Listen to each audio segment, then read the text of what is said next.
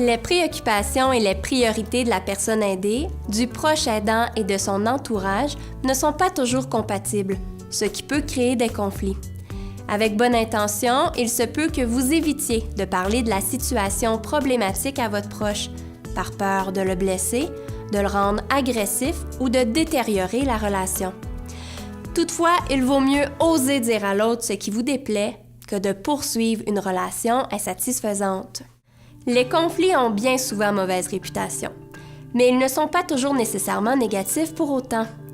C'est plutôt la façon d'y faire face et de les gérer qui peut les rendre difficiles et néfastes. Lorsqu'ils sont ignorés ou mal gérés, les conflits peuvent affecter la santé des personnes impliquées. Sur le plan physique, ils peuvent générer une perte d'énergie, tandis que sur le plan psychologique, ils peuvent être une source de stress. Toutefois, lorsqu'ils sont exprimés et gérés adéquatement, ils peuvent apporter du positif. Améliorer la communication, permettre la clarification des rôles et favoriser une ouverture à d'autres façons de faire. C'est surtout la façon dont un conflit est abordé et traité qui déterminera s'il sera résolu de façon positive ou négative. Voici 6 étapes pour parvenir à régler adéquatement vos conflits. Définissez le problème. Avant de tenter de régler un problème, il importe de bien le définir. Parfois, cette seule étape permet d'en arriver à modifier certaines perceptions et à régler une bonne partie du problème qui vous préoccupe. Trouver des solutions à une difficulté qui demeure vague et confuse, ou même à plusieurs problèmes à la fois, peut sembler décourageant. Assurez-vous de séparer les problèmes s'il y en a plusieurs. Vous devrez mettre l'accent sur un seul problème à la fois. Trouver des solutions. Cette étape consiste à envisager toutes les solutions possibles au problème. Le fameux brainstorming. L'exercice se fait sans juger la valeur ou le réalisme des solutions ressorties. Toutes les idées sont bonnes.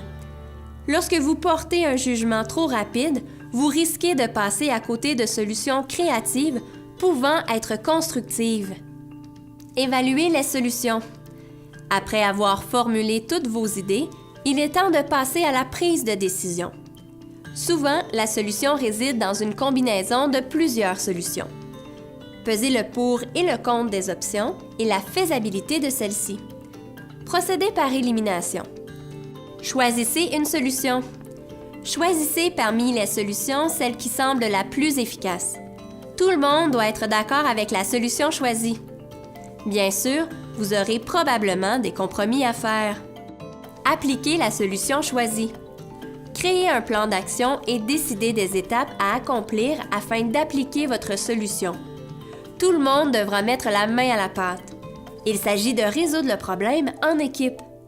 Une fois le plan d'action effectué et les tâches séparées, passez à l'action. Évaluez les solutions appliquées. Laissez-vous un peu de temps pour voir si le problème est vraiment réglé. Vérifiez l'efficacité des stratégies mises en place et le degré de confort de chacun face à celles-ci. Vous sentez-vous soulagé? Votre objectif est-il atteint? Si le problème persiste après quelque temps, reprenez chacune des étapes de la résolution de problème. Certains éléments peuvent vous apparaître sous un jour nouveau.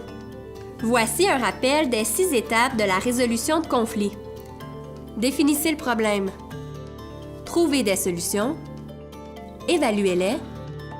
Choisissez-en une. Appliquez celle choisie. Et évaluez les solutions appliquées. Malgré votre bonne volonté, vos efforts et l'énergie que vous investissez à tenter de dénouer un conflit, il est possible que vous n'arriviez pas à une entente.